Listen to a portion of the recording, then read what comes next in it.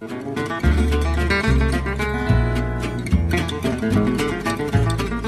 Other Simenon. The Venice Train, adapted for radio by Ronald Frame from the novel by Georges Simenon.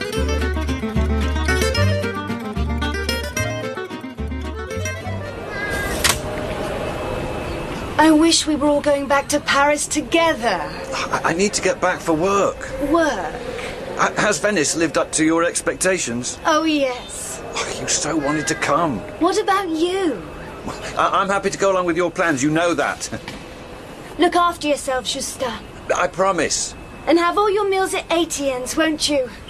Love to the children. Goodbye, Justin. Goodbye. See you soon. You're French? Yes. From Paris? Yes. I noticed your wife had a Parisian accent. You're observant. Are you returning before your family for work reasons? We were all supposed to leave Venice today. Unfortunately, there was only one seat left on the 10:32 express. Oh. I didn't want my family changing at Lausanne, spending the night on the train, so I'm leaving on my own, and they'll spend a few days longer at the Lido, which is what the children wanted. Are you in business? In industry, really. Plastics. Ah. I don't have a firm of my own. Your wife is very attractive. She has a lovely contralto voice. Have you taken this train before? Not this one, but ones like it. Some days you'd think the whole of Italy was on the move. It'll get busy, will it? Are you an engineer? No, I'm not a technician. I work in the trade section. I'm manager of the foreign trade department. You speak English? Well, I taught it. You speak German too? Jawohl. Italian? No. Well, just enough to read the menu in a restaurant. I wasn't sorry to get away from Venice. The sun, the din of motorboats, San Marco with its pigeons. The shops full of useless souvenirs. The boarding house didn't overlook the sea. And yet, in a few weeks, a few months, a year, our time at the Lido would seem among the most luminous and agreeable of my life. And now this journey, on a hot train, overcrowded with passengers. And yet we remain, the stranger and I, the only two in this compartment, with 4 seats left reserved. You spend your weekends in the country? Near Poissy, yes. You know it?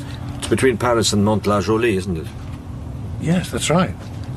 The man isn't interrogating so much as affirming. Gives the impression of knowing my answers in advance, only asking the questions in order to have confirmation. You've got a car? Yes, 4 chevaux. I need it in Paris, especially to go from the office to the factory. I was irritated by my own docility in answering. Whew, it's hot. My fellow passenger had no luggage in the rack. Were his cases in the luggage van, or was he travelling empty-handed? He didn't look Slav. I'd already heard him speak French, English, German and Italian, all well. His dark suit and tie were commonplace. Appearance-wise, he was unremarkable, unmemorable. My father-in-law has a restaurant come farm out at Poissy. You go there every Sunday? Well, usually, yes. Then it came. His first remark about himself. I won't be able to get out at Lausanne as I hoped. I have a plane to catch in Geneva, and this train gets me there just in time. It's quite a complicated timetable, I've found. Oh, I know nearly all the trains. Our fellow passengers will be getting on in Milan. I suppose you'll be taking the 8:37 to Paris from Lausanne. Quite right. You seem to know everything. We'll get to Lausanne at 5:05. I wonder if I could ask you, sir, as a favour, unless, of course, you've made other arrangements. Well, not at all. I don't know what to do in those 3 hours. You know the town? No. You don't intend to visit it? Not in this heat. No, I shouldn't have asked. I'm sorry. It's quite all right. On platform 1, near the left luggage office, there are some rows of luggage lockers. This is the key to number 155. The locker contains a case. It's not big, not heavy. But I really think I'm inconveniencing you. No, not at all, please. It means taking out the case. You need 1.5 Swiss francs for that. Here's some change. No, really. Just a minute. If the train remains long enough in the station, I could do it myself. But the case must then be taken to this address, you see. That's the problem. It's not a problem. 5 minutes in a taxi from the station, no more. Allow me to give you the Swiss money for the taxi. The journey passed. Lake Maggiore, Arona, Stresa, Baveno, Verbania, Palanza. I fell asleep.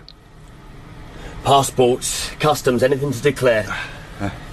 Then something odd. I was standing near the door as we approached the Simplon tunnel. I was aware of my companion getting up and going down the corridor. I returned to my seat. 10 minutes later, the man hadn't come back. I took myself off to the lavatory. I expected to see the word occupied, but it said vacant. The man still hadn't returned to the compartment when we emerged from the tunnel back into sunlight, nor when the Swiss customs officials came on board. Isn't anyone sitting there?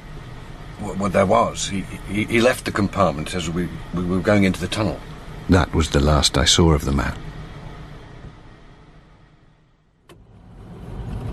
From the Venice train to the back of a taxi, in a strange town. A briefcase I hadn't seen until a few minutes ago, on my lap, making a delivery for a man I might have met in a dream. But it is happening. In my pocket is the bit of paper with the address. Here it is, 24 Rue de Bignon. Wait for me. I won't be more than a couple of minutes. It was a modern block. Arlette Staub, number 37. I rang again. I listened for sounds. Nothing. I put my hand on the doorknob. It gave way without needing to push. Is anyone home? Mademoiselle Staub? A coat was hanging in the hall. The balcony door was open. Anyone here? I was going to put the case on the floor and leave. Then, I caught sight of a pair of shoes on the floor. 2 legs, an underskirt, and then the neck and reddish hair of a woman. She was lying on the carpet. One arm stretched out, the other folded behind her back as if it had been twisted. She was on her stomach. I couldn't see her face. Mademoiselle Staub? Her hand was stone cold. I went out backwards, slammed the door, didn't wait for the lift but ran down the stairs. Outside I realised I still had the briefcase in my hand. The taxi driver leaned out and opened the back door for me. To the station, sir. Yes, to the station. Shouldn't I have called the police immediately? It hadn't occurred to me. I just wanted away. What could I have told them? Finding me in a strange flat by the body of a woman I'd never met, in a town which I hadn't set foot in until today. That'll be 4 francs 70. 2 more hours to wait. The most dangerous hours. After that, I'd be on the train and over the border. I went to the station buffet. Whiskey, please. With soda. I'm an honest man. I always have been. I've always done my best. I've often made sacrifices for other people, spending my holidays on a beach I hated from the first moment. Did I deserve to be in this position? To feel remorse as if I was a criminal? And now to behave like one? Waitress? Same again, please. There were another 5 in the train compartment.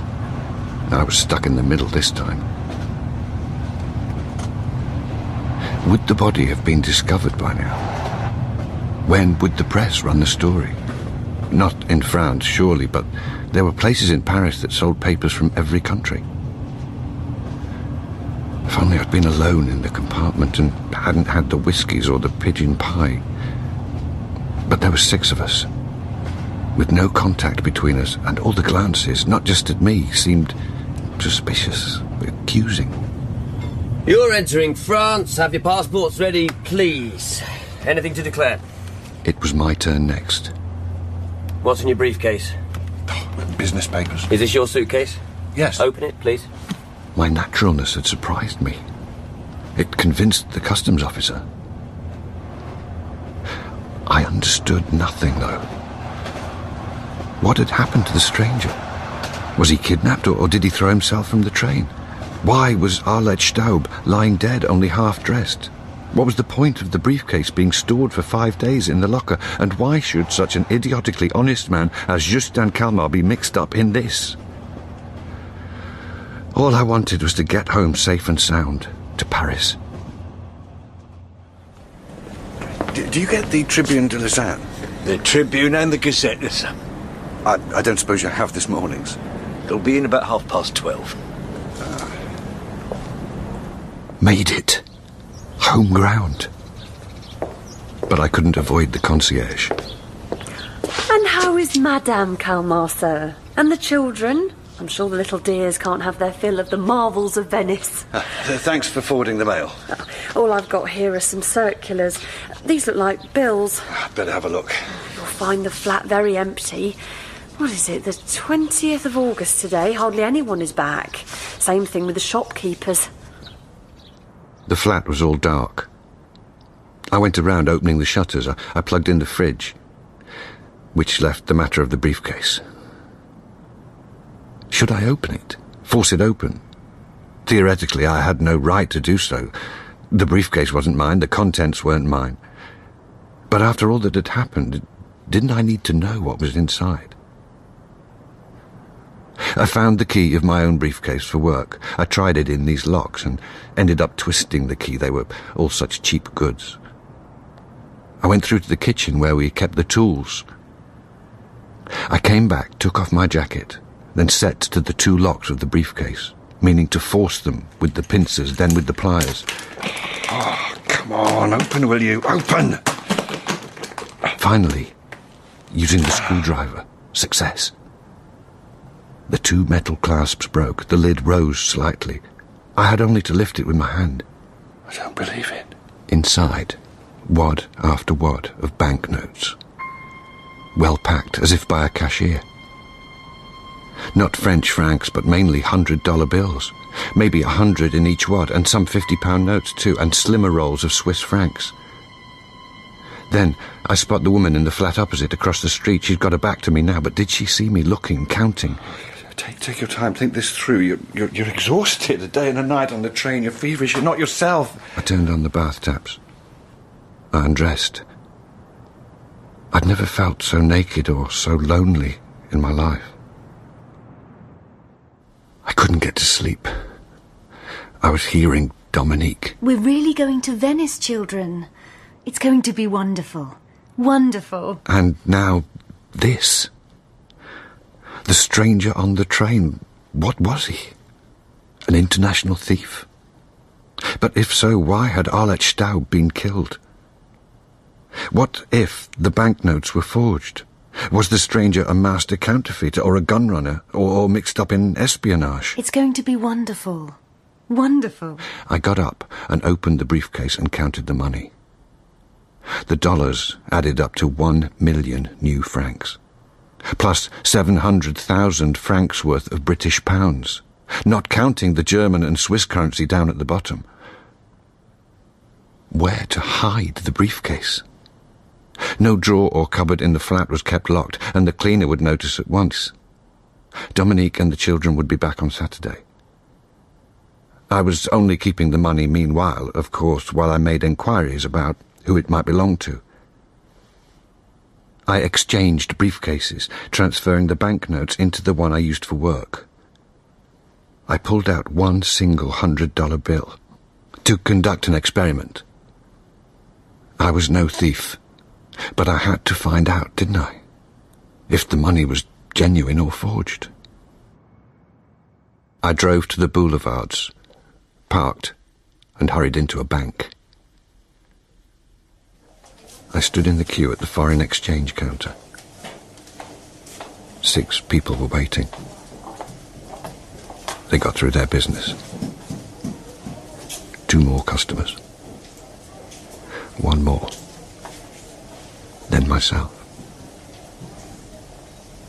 I tried to stop my hand trembling when I handed over the $100 bill. The cashier looked up at me in slight surprise. He felt the note between his thumb and his forefinger to see if it was thick enough. Then he held it up against the light. Just a minute, please. He stepped back to open a drawer, took out a list with columns and figures. He closed the drawer again. You would like French money, I presume, sir? Yes, please. I just stuffed the French notes into my pocket anyhow. The dollars were not forged.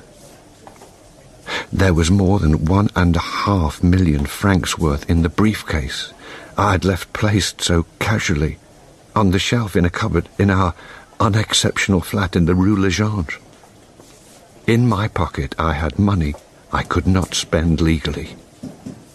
Have all your meals at Etienne's, Justin. No, not Etienne's today. Instead, the Café de la Paix. I decided, over my hors d'oeuvre, that I should keep my secret until one day the newspapers revealed the truth about the stranger on the train and the fortune left in an automatic locker in Lausanne railway station. That was when I would appear at the local police station. Or better still, higher up the scale, at the Criminal Investigation Department. I've brought the money. You can check it. It's all there, except for a single $100 bill. I thought I ought to change that at a bank in the Boulevard des Italiens to see whether or not it was forged. You must understand, I couldn't have done otherwise. Of course, I should have informed the police after I left Arlette Staub's flat, but I was too stunned to do so, being an honest man. And even if I did, let's say, entertain thoughts of opening a bank account, well, just supposing, well, that means providing identity papers. In some cases, the banks will inform the income tax authorities about their clients' accounts. To have a safe requires showing documents, signing others. I had a crazy idea over the lobster. Why not throw the empty case into the Seine this very evening? Throw the money in at the same time. A hail of banknotes. No. Nobody in their right mind would squander a fortune like that. Waiter? Yes, sir. Could you ask in the newspaper booth if the Tribune de Lausanne has arrived? If so, be so kind as to get me a copy. A blunder. The slightest detail might draw attention to me. Oh, yes. That very day, a customer eating a sumptuous meal asked me to buy him a copy of the Tribune de Lausanne. I searched from cover to cover. There was nothing anywhere about a young woman found lying dead in a flat. The bill, please, waiter. Oh, back to the old workplace at last. Hello, Bob. Were you thinking about us toiling away at our desks and the boss counting the days until you walk back in? Oh, not his lordship. Oh, I only wish you were all as efficient as Kalmar, gentlemen. No. There's a model of a good worker. Oh, shut up, Bob. Baudelaire didn't say that. Well, you weren't here to hear. Oh, you've put on some more weight. And you're not at all sunburned. Are you sure you went to Venice? Oh, what's wrong, old boy? Not overjoyed to see the grindstone again? Nothing's wrong. Well, the journey. That train journey from morning to night with such crowded corridors that you couldn't even get to pee. Then another train all night. Your dear wife, the kids? Yeah, they stayed on. They're coming back on Saturday. Bob might be the firm's art manager, but he was the eternal frivolous art student. A menace to all the secretaries. Anyone in a skirt, in fact. Our friendship went back to my days at the Sorbonne, when we frequented the same cheap restaurant. I say, old boy, are you sure you feel all right? Nothing went wrong between you and Dominique while you were away, did it? What could have gone wrong? I assure you, all right, don't get shirty. You look out of sorts, that's all. Is Dominique all right? Very well. Is she brown? Oh, you know perfectly well she doesn't go brown. She goes red and peels. That should have remained our little secret. hers and mine. But Bob... When I first met her, Dominique was Bob's mistress. A temporary arrangement. She left him for me. I was more like husband material. Not that Bob, being Bob, remained unconsoled for long. I promise you I'm perfectly happy. Maybe, but you don't look it. Do you think the boss is coming? What does that matter to you? I suddenly realised that I'd been happy in this firm. I told myself, and repeated to myself, there was no reason why this should stop being so. Where can I hide the banknotes? Nothing in the building actually locked. Not the cupboard with the sliding doors in my office, or the green metal filing cabinet either. Where could I hide such a fortune? And if it was discovered, how could I say it was mine? You're looking green, old boy. If it's your digestion, you should take some bicarbonate of soda. Frivolous looking he might be, but Bob was too sharp to believe in indigestion. He must have understood I had an insoluble problem obsessing me. Here it is. Why should the person who got rid of Arlette Staub not get rid of me in turn, even if I didn't have the money anymore? Say I did throw all the money into the Seine. Anyone who guessed that I'd had the banknotes in my possession wouldn't believe that I'd done such a thing. As for going home, even after 5 o'clock the flat would be empty. With the cleaner gone, it would be very easy to force the lock. In the office, I wasn't really any safer. I had to make trips downstairs and outside to get to our laboratory. Then anyone could pounce on me with a knife or shoot me. I had made a discovery today. At home, in his own flat, a man of 35, married and with children, a man with responsibilities, did not have a single place where he could hide an object. I didn't seem to have a private life. I couldn't come back at any time I pleased. Where have you been, Justin? I was worried about you. I couldn't go out and spend money. How much did you say, Justin? I couldn't have a stomachache or be worried. Are you all right? Are you sure something isn't the matter? I couldn't even keep the smallest bit of paper, a scribbled address, to myself. What's in this parcel, Dad? At least in the office I could lock myself in the lavatory. And did so. And at the sight of the cold white porcelain, threw up my lunch. I say, you look better already, old boy. Will you dine with me at the Petit Cloche this evening? I'll introduce you to Françoise. Oh, she's a funny girl. You'll see. I've never met such a foul-mouthed girl. I'm afraid I'm booked. A chap I met in Venice. I promised him... No, that was wrong. A blunder. Bob could now ask Dominique, in all innocence, how about this friend of yours from Venice? Well, when I say Venice, I met him on the train. A Frenchman? This was only making matters worse now. No, Central European. I'm not quite sure where from. Welcome back to Etienne's, Monsieur Calmar. How were your holidays? And that charming Madame Calmar? Fine, thank you. You don't look very sunburnt. For someone just back from holiday, you look rather ill. We'll give you something light. A consommé to start with, then a chicken liver omelette which will make you smack your lips. Over the soup, it occurred to me. Why not tell Dominique about the money? A problem shared. What would she suggest? Is that you, darling? You're back. Safe journey? Glad to see us.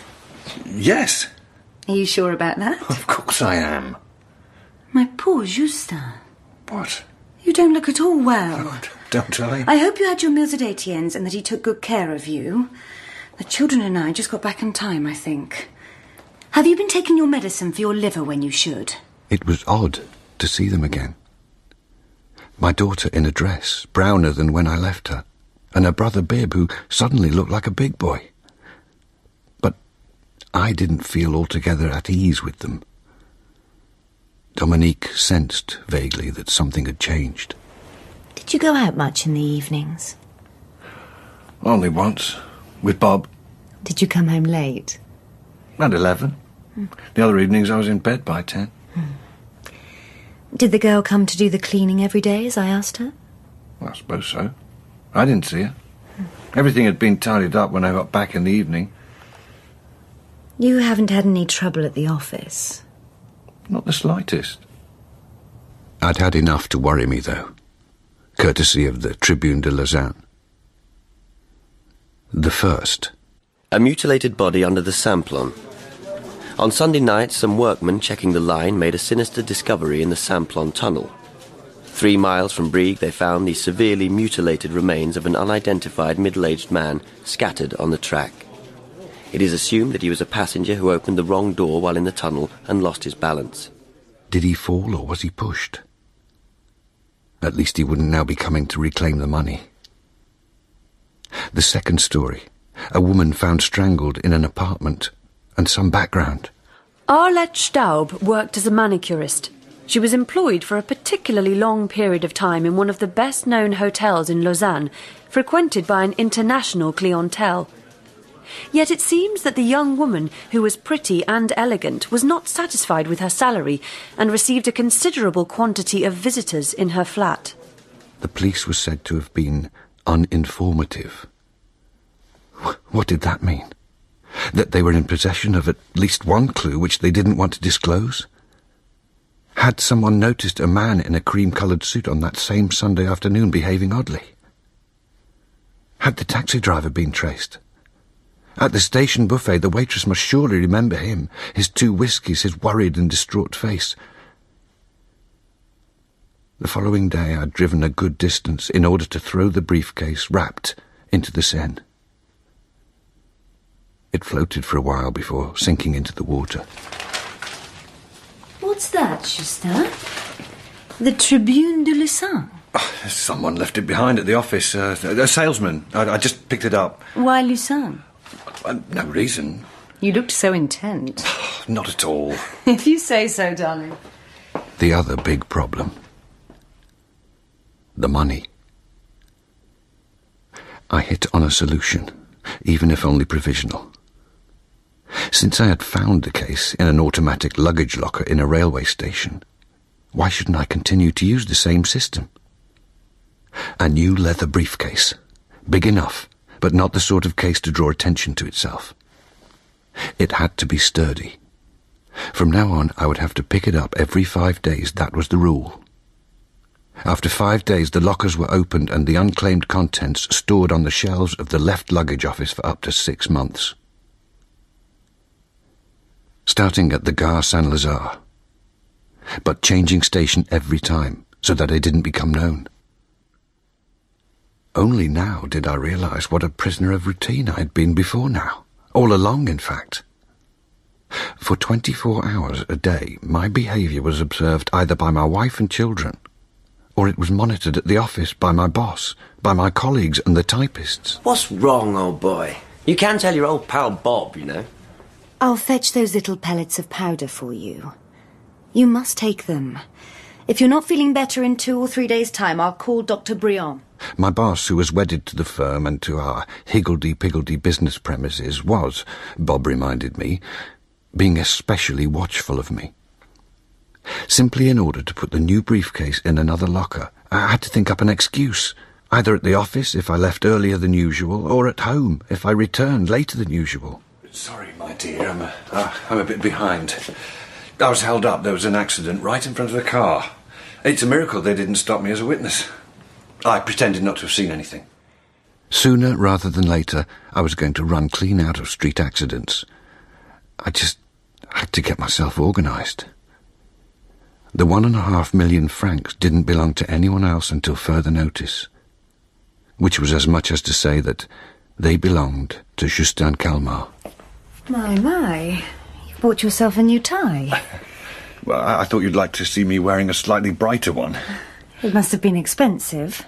Less expensive than I thought. 18 francs. Untrue.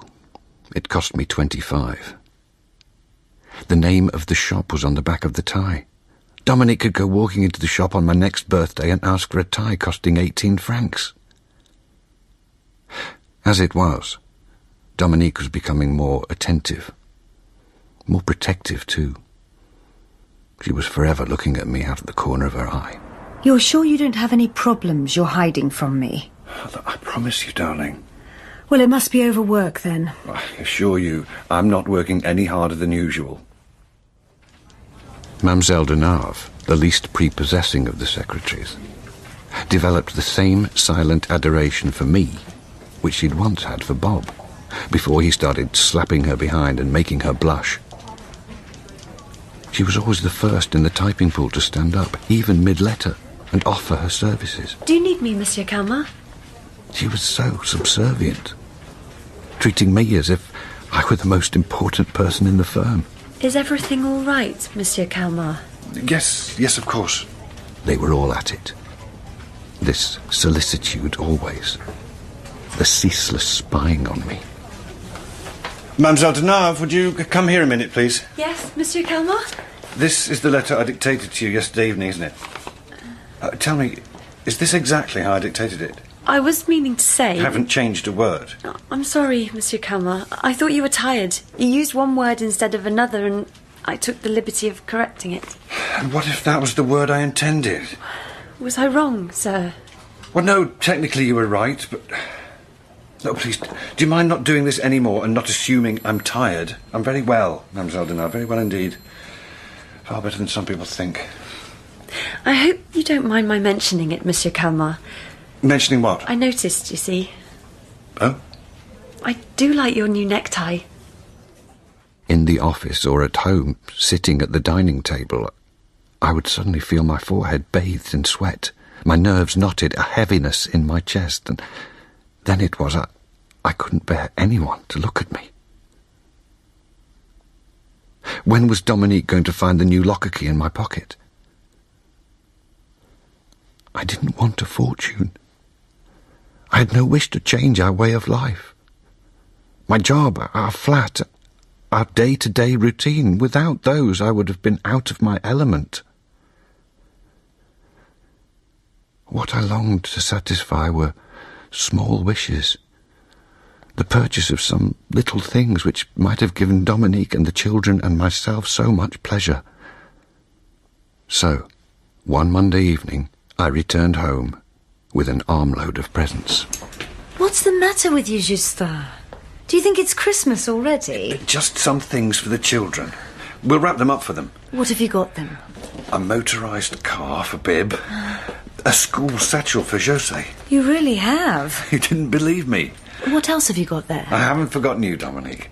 That's not what I meant. I know you didn't. Good. But for you, all the same. What? That gold brooch you were admiring with the pearls. Oh, Justin, you shouldn't have. And for myself, some tools and a penknife with a horn handle.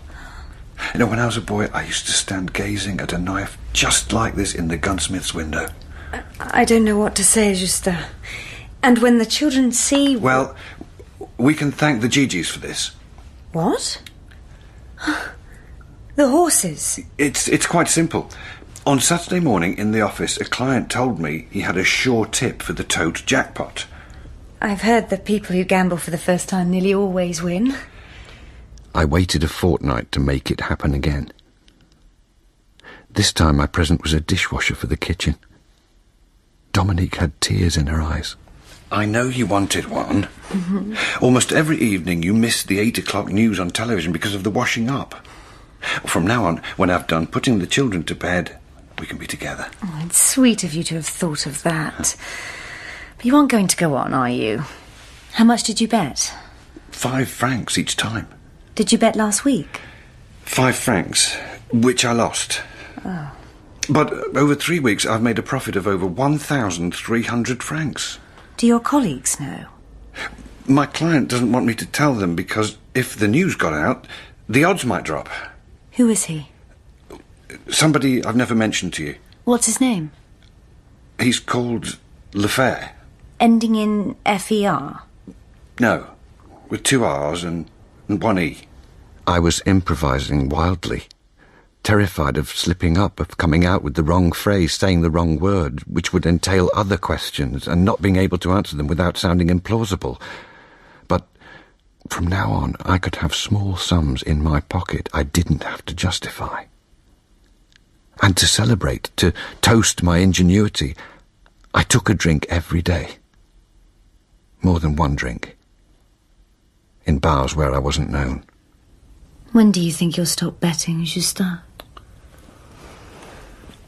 Don't you realise how few entertainments I have, darling? I work all day, and then all I want is to be with you and the children. Don't you think you can forgive me a little defect? An innocent flaw? I don't understand. What? Your sudden passion for horse racing. And after what it did to my grandfather. Because I win. And when you lose? I'll only lose 5 francs a week. The price of 2 packets of cigarettes. You're right. I know. It's just I thought you were stronger than that. Finally, I had succeeded. I had become a weakling. I should have known what was going on. What's that? You must have met her during that week you spent alone in Paris, when Dominique and the kiddies were in Venice. And that is why you've been acting so peculiarly. Well, peculiarly how? Rushing off early at the end of the day without a goodbye. The new clothes. You've started drinking.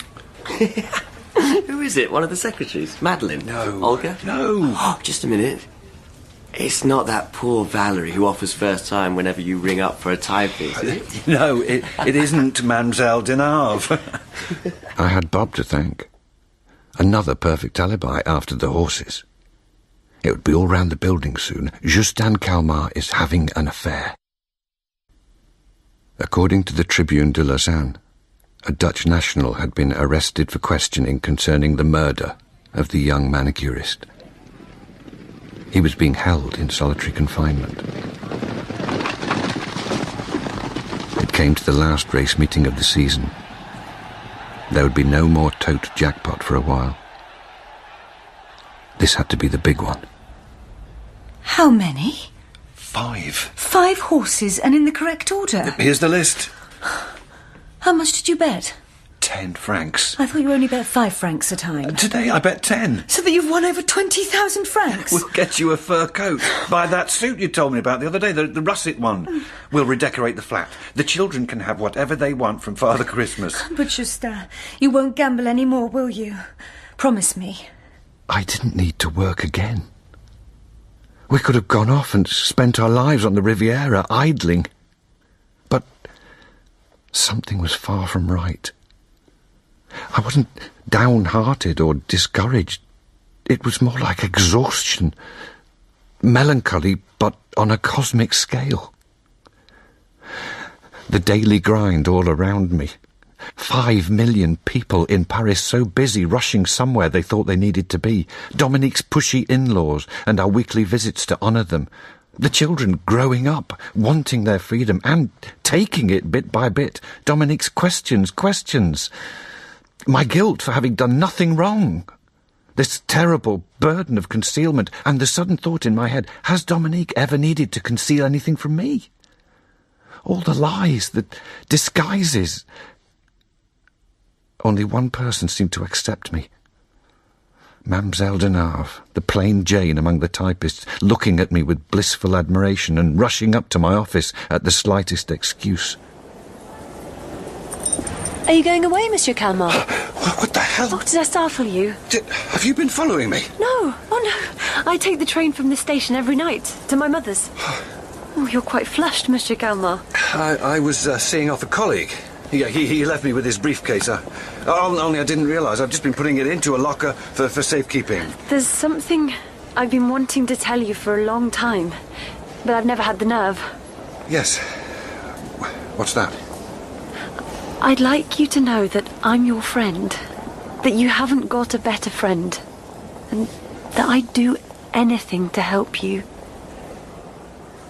Next day, she said, would I stay on after work? She had an important matter to discuss with me. I know you're worried, but don't be. She came in wearing makeup and had changed into a closer-fitting dress. Everyone's gone now. The boss said he wouldn't be back. We're alone. I see. Listen, Justin. I know I shouldn't call you by your Christian name, but I can't help it today. I can't bear to see you unhappy. I'm sure you've noticed that I love you, and you've done nothing to ward me off. I stared at her. It's true. I kept on staring. What could I do? Justin. Should I scream out, "You're completely mad"? But the words didn't come. On several occasions, you were about to tell me something. I assure you... Shh. What if I told you I knew? Knew what? Maybe not the whole truth, but enough. Go on. I don't know where you got the money from in that briefcase. You're an honest man, and you don't know how to pay it back. Listen, Justin, I have some savings I don't need. You can pay me back, my dear. We'll work out a way. Now she's holding me. Justin. She's kissing me. I've been waiting for this moment for such a long time. I can't break free, can't escape. Oh, Justin. Do I want to escape? Make love to me, please. Oh, Justin. That was how the boss found us. Writhing on the floor. Hello, Mark. What is the meaning of this? Oh, excuse me, Monsieur Baudelaire. It's madness. It's all quite absurd. Broad daylight. Ever since Venice, the train, I wonder if I could ask you, sir, as a favour. but all my life, everyone's life, quite absurd. Would you be so good as to report to me in my office? I freeze. My eyes are drawn to the window. Unless, of course, you've made other arrangements. All the voices in my head. Anything to declare? I'm looking outside while I tuck in my shirt, I should have known what was going on. while I straighten my tie. It's assumed that he was a passenger who opened the wrong door while in the tunnel and lost his balance. Kalmar, did you hear me? There's only that window between me and an end to it all. What are you doing, man? Then it'll be over. Release. Kalmar. I won't ask you again. Tell my wife, my children. Look after yourself, Justin. There's no time. No time to think. The window. Are you sure you went to Venice? A window. A single pane of glass between me and... Poor Justin. Kalmar, I open the window. what are you doing? Come down from there, Justin. Dominique! No, don't jump, please. I stand there. It's going to be wonderful. I stand there with the breeze on my face. Don't jump. It's going to be wonderful. Going to be wonderful.